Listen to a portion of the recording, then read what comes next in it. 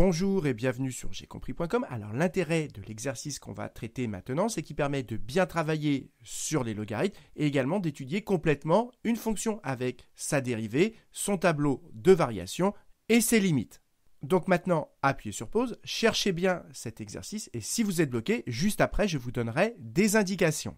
Alors, première indication, si vous avez une fonction du type ln de u, exactement comme ici, et que vous voulez la dériver, eh bien la dérivée de ln de u, eh bien c'est pas 1 sur u, c'est u' sur u. Évidemment, sous réserve que la fonction u est dérivable et qu'elle est strictement positive, parce que sinon, ça n'aurait pas d'intérêt de parler alors de ln de u. Donc voilà, maintenant vous avez tous les éléments pour traiter cet exercice. Donc maintenant, appuyez sur pause et on se retrouve juste après pour la correction. Donc allons-y, corrigeons la première question. On nous demande de déterminer la dérivée de f, c'est-à-dire f'. Mais avant de dériver, il faut s'assurer que la fonction, elle est bien dérivable sur le domaine indiqué, c'est-à-dire ici sur R. Alors, vous devez savoir que quand on a une fonction de la forme ln de u, avec u strictement positive sur un intervalle i pour pouvoir parler du logarithme de u, et u qui est en plus dérivable sur cet intervalle i, eh bien alors la fonction ln de u est encore dérivable sur i. Et ici, c'est bien de la forme ln de u avec u qui correspond à x carré plus 1. Et x carré plus 1, c'est bien strictement positif sur R. Parce que regardez, ici on a un carré, plus 1, c'est bien strictement positif sur R. Et de plus, x carré plus 1, c'est un polynôme, et donc c'est dérivable sur R, et donc ln de x carré plus 1 est également dérivable sur R. Quant à x, c'est une fonction affine, un polynôme, c'est également dérivable sur R, et vous devez savoir que quand on additionne ou qu'on soustrait des fonctions dérivables sur i ou sur R, eh bien ça reste dérivable sur i ou sur R. Et donc, avant de dériver, je justifie que ma fonction est bien dérivable sur R comme composée, ici c'est une composée, et la somme ou la soustraction de fonctions dérivables sur R. Maintenant, on va pouvoir calculer la dérivée de cette fonction. C'est de la forme ln de u et la dérivée de ln de u, c'est u' sur u. Autrement dit, on prend notre fonction u, on la dérive, ça fait notre numérateur et ici on la remet au dénominateur. Donc, allons-y, ça, ce qui est dans le logarithme, je l'appelle u, donc ça correspond à x carré plus 1 et moi je vais avoir besoin de u' de x et u' de x, c'est donc la dérivée de x carré plus 1, c'est donc 2x plus 0, c'est-à-dire 2x.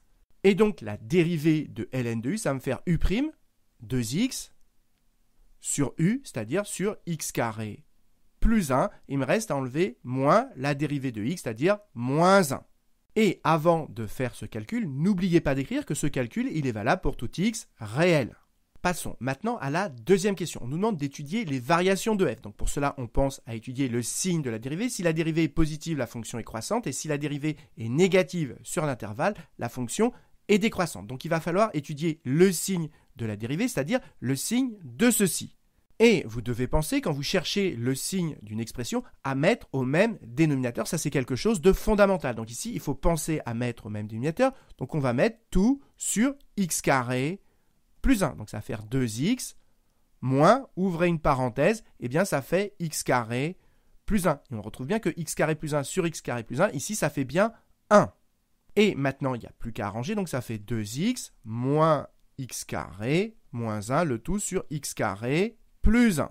Et ensuite, pensez à ordonner votre polynôme, c'est très important. Donc on met d'abord les carrés, ensuite les x et ensuite les constantes. Et regardez, ici, ça devrait vous faire penser à une identité remarquable. Si vous ne voyez pas, eh bien pensez à mettre le moins ici en facteur. Donc ça va faire moins. Qu'est-ce qui va me rester? Il va me rester x carré. Attention, comme j'ai mis moins en facteur, ici, il faut que je mette un moins, parce que moins, ça me fait bien plus. Moins 2x. Et ici, comme j'ai mis le moins en facteur, ça fait plus 1. Et là, on voit mieux apparaître l'identité remarquable. Et x carré moins 2x plus 1, eh bien ça doit vous faire penser à x moins 1, le tout au carré. Si vous développez ceci, ça va bien faire x carré moins 2x plus 1. Et ça évite, si vous voyez ceci, ça évite de calculer delta et ensuite de trouver les racines éventuelles du polynôme du second degré. Mais évidemment, si vous ne voyez pas ceci, vous calculez delta, vous allez voir que delta est égal à 0. Ensuite, vous allez trouver donc une seule racine et vous allez retomber là-dessus. Donc voilà la dérivée qu'on obtient et maintenant il faut chercher son signe. Est-ce que c'est positif ou pas? Alors regardez, x carré plus 1, on a vu que ça c'est positif. Ici, c'est un carré, donc c'est positif. Et comme il y a un moins devant, eh bien tout ceci, ça va être négatif. Et donc la dérivée est toujours inférieure ou égale à 0. Et donc, comme la dérivée est inférieure ou égale à 0, eh bien, ça implique que f, elle est décroissante. Mais on peut être un peu plus précis que cela, parce que si la dérivée s'annule qu'un nombre fini de fois, eh bien, alors la fonction, non seulement elle est décroissante, mais elle est strictement décroissante. Et notre dérivée, quand est-ce qu'elle s'annule? Eh bien, uniquement quand le numérateur s'annule, c'est-à-dire quand x-1 au carré, on regarde quand est-ce que x-1 au carré est égal à 0, c'est-à-dire quand est-ce qu'un carré vaut 0, c'est-à-dire quand est-ce qu'à l'intérieur du carré, ça vaut 0, c'est-à-dire uniquement lorsque x est égal à 1. Donc, comme on vient d'expliquer que notre dérivée, elle est inférieure ou égale à 0, ça veut dire que notre fonction f, elle est décroissante. Mais comme la dérivée ne s'annule qu'une fois en 1, c'est-à-dire qu'elle s'annule un nombre de fois fini, eh bien ça veut dire que notre fonction f, non seulement elle est décroissante, mais comme je répète, la dérivée s'annule un nombre fini de fois, eh bien notre fonction f, elle est strictement décroissante sur R. Passons à la question 3. On nous demande la limite de f en moins l'infini. Donc déjà, on va chercher au brouillon. Donc si on fait tendre x vers moins l'infini, x carré va tendre vers plus l'infini. Donc x carré plus 1 va tendre également vers plus l'infini. Donc, ça veut dire que cette quantité ici, elle va tendre vers plus l'infini. Et vous devez savoir que le log de quelque chose qui tend vers plus l'infini, le log en plus l'infini, il tend vers plus l'infini. Et donc, tout ceci va tendre vers plus l'infini en moins l'infini. Et ensuite, il reste ce bout-là. Il faut bien comprendre qu'entre le logarithme de x carré plus 1 et le moins x, on peut le voir plus moins x. Donc, ceci, on vient d'expliquer que ça tendait vers plus l'infini en moins l'infini. Si x tend vers moins l'infini, eh bien moins x tend vers plus l'infini. Et donc, comme les deux blocs tendent vers plus l'infini et qu'on les additionne, eh bien l'ensemble, la somme tend vers plus l'infini. Et maintenant, il n'y a plus qu'à rédiger ce qu'on vient de faire ici au brouillon. Alors, pour rédiger, on procède de la façon suivante. Déjà, on donne la limite de ce qu'il y a à l'intérieur du logarithme. Et donc, on écrit que la limite de x carré plus 1, quand x tend vers moins l'infini, eh bien cette limite, c'est plus l'infini. Maintenant, imaginez que cette quantité qui est à l'intérieur du logarithme x carré plus 1, je l'appelle grand X. On a donc démontré que grand X tend vers plus l'infini. Donc nous, on cherche la limite de ln de grand X quand grand X, donc on cherche la limite de ln de grand X, quand grand X tend vers plus l'infini. Et la limite de ln de grand X en plus l'infini, vous le savez, c'est dans votre cours, c'est plus l'infini. Et ensuite, comme entre x carré plus 1 et ln, c'est une composée, j'écris que par composée, la limite du tout, quand petit x tend vers moins l'infini, eh bien la limite, c'est plus l'infini. Donc, je réexplique pour être sûr que tout le monde comprenne bien, parce que les composés, c'est pas facile au début. Donc, l'idée, au départ, c'est de commencer par chercher ce qu'il y a, la limite de ce qu'il y a à l'intérieur du logarithme. Quand petit x, j'insiste, quand petit x tend vers moins l'infini. Et la limite de l'intérieur, quand petit x tend vers moins l'infini, eh bien, c'est plus l'infini.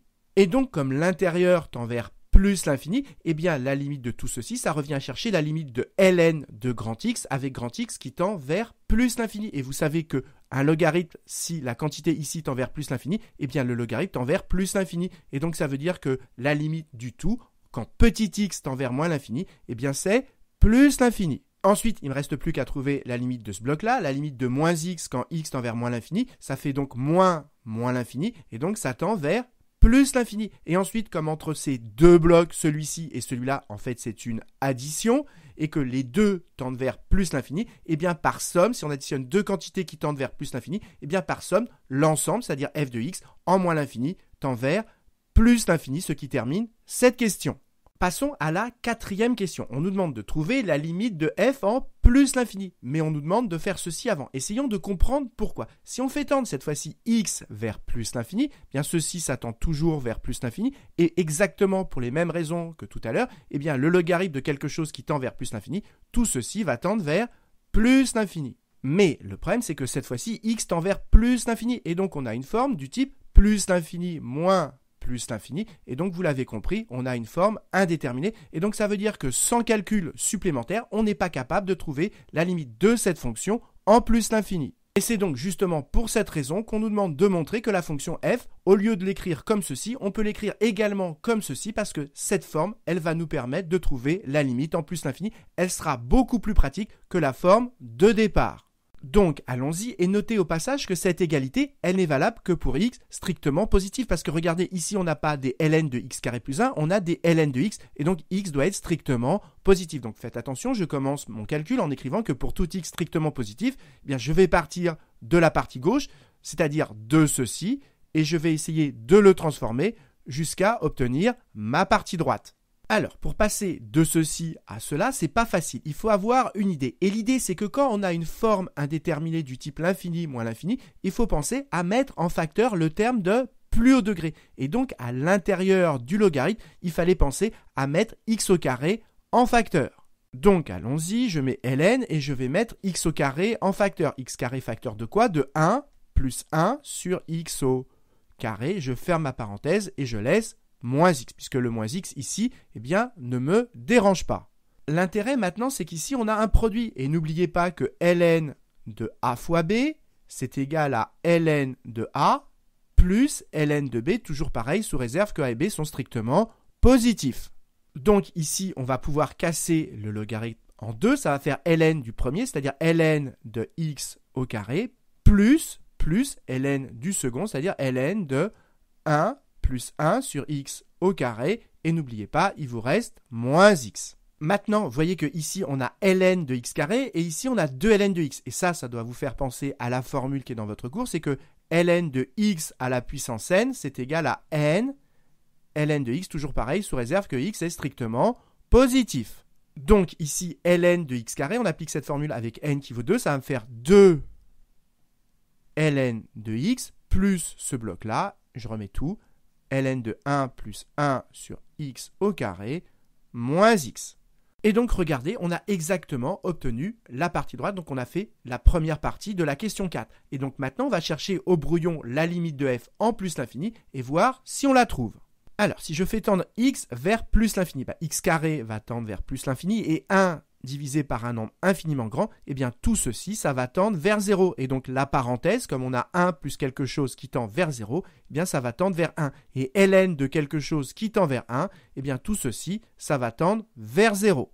Maintenant, si on fait tendre x vers plus l'infini, eh bien ln en plus l'infini tend vers plus l'infini, et donc tout ceci va tendre vers plus l'infini.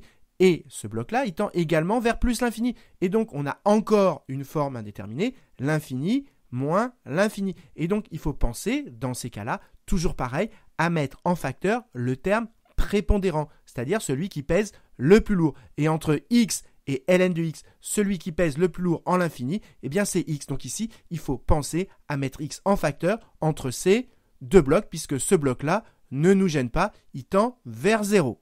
Donc, allons-y, entre ces deux blocs, celui-ci et celui-là, je vais mettre x en facteur. Et donc, je vais diviser, comme je mets x en facteur, je vais diviser chacun de ces deux blocs par x. Donc, ça me fait 2 ln de x sur x, moins x divisé par x, ça fait 1. Et je rajoute le bloc qui ne me gêne pas, ln de 1 plus 1 sur x au carré. Et l'intérêt, c'est que ln de x sur x, ça fait partie des limites de votre cours. Et vous devez savoir que la limite de ln de x sur x, quand x tend vers plus l'infini, eh bien, c'est x qui l'emporte, et donc ça tend vers 0. Donc, ceci va tendre vers 0, et donc toute notre parenthèse va tendre vers moins 1. Et comme x tend vers plus l'infini, dans sa tête, on pense plus l'infini fois moins 1, tout ceci, ça tend vers moins l'infini. Et comme ce bloc-là tend vers 0, et qu'on additionne un bloc qui tend vers 0 avec un bloc qui tend vers moins l'infini, eh bien, l'ensemble tend vers moins l'infini, et maintenant, il n'y a plus qu'à le rédiger. Et donc, pour rédiger, je commence par écrire la limite de ma parenthèse. Et comme ceci, c'est une limite ln de x sur x, c'est une limite qui est dans le cours, et que ceci tend vers 0, eh bien, ma parenthèse, eh bien, elle tend vers moins 1.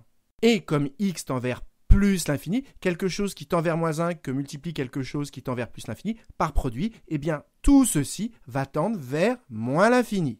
Maintenant, je m'occupe de ce bloc. Là encore, c'est une composée entre le logarithme et cette fonction qui est dans la parenthèse. Donc, je commence par chercher la limite de ce qu'il y a à l'intérieur de la parenthèse. Et comme x tend vers plus l'infini, x carré également, et donc 1 sur x carré, tout ceci tend vers 0. Et donc, ce qu'il y a à l'intérieur de la parenthèse, ça tend vers 1. Et donc, le logarithme de quelque chose qui tend vers 1, ça tend vers 0. C'est ce que j'ai écrit ici.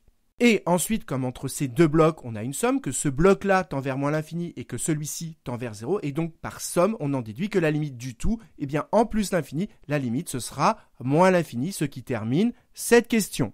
Passons à la question 5. On nous demande le tableau de variation de f. Eh bien, il suffit de centraliser les informations qu'on a obtenues précédemment. Donc, on remet que la fonction est strictement décroissante sur R et on remet les limites qu'on a trouvées précédemment. Passons à la question 6, on nous demande d'en déduire le signe de notre fonction f. Vous voyez que notre fonction, elle est strictement décroissante, elle va de plus l'infini et elle va décroître strictement jusqu'à moins l'infini. Donc quelque part, elle va s'annuler. Avant de s'annuler, elle sera donc positive et après, elle sera donc négative. Et pour avoir une idée de là où la fonction va s'annuler, pour savoir où est-ce qu'elle va s'annuler, eh bien pensez tout simplement à tracer la courbe de la fonction. Et graphiquement, qu'est-ce qu'on observe ? Eh bien, il semble d'après le graphique que cette fonction, elle s'annule en 0. Et maintenant, il n'y a plus qu'à le vérifier. Donc, calculons f de 0. Donc, je remplace tout simplement x par 0. Donc, ça me fait ln, ici 0 au carré, ça me fait 0. Donc, il me reste ln de 1 moins 0. Et vous devez savoir que ln de 1, ça fait 0, et donc ça fait 0 moins 0, ce qui nous fait 0. Et donc ça veut dire que notre fonction f, eh bien, elle s'annule en 0, c'est ce que j'ai écrit ici. Et comme elle est décroissante, eh bien, ça veut dire qu'avant de s'annuler, elle était positive, elle s'annule en 0, et comme elle décroît, après avoir atteint 0, elle bascule en négatif. Et pour rédiger, pour justifier, j'écris que j'ai calculé f de 0 et que j'ai regardé le tableau de variation pour en déduire ce tableau de signes. Donc voilà, cet exercice est maintenant terminé. Alors c'est un exercice qui est très complet, donc si vous avez eu du mal à le faire, c'est tout à fait normal, mais ce que je vous conseille maintenant très fortement, c'est de le refaire, mais cette fois-ci sans regarder la correction pour être sûr de le maîtriser parfaitement. Et comme d'habitude, si vous avez apprécié cette vidéo, n'hésitez pas à la partager et à la liker.